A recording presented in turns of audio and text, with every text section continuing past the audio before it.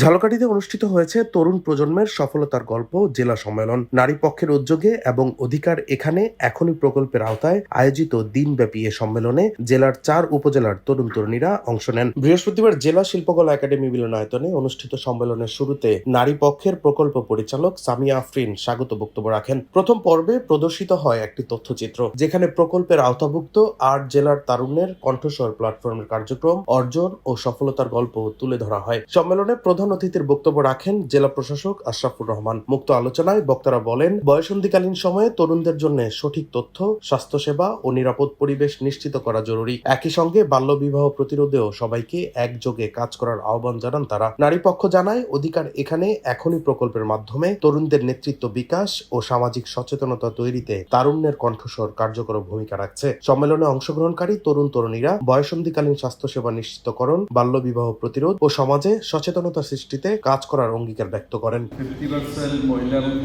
Desk report, Dainik destiny.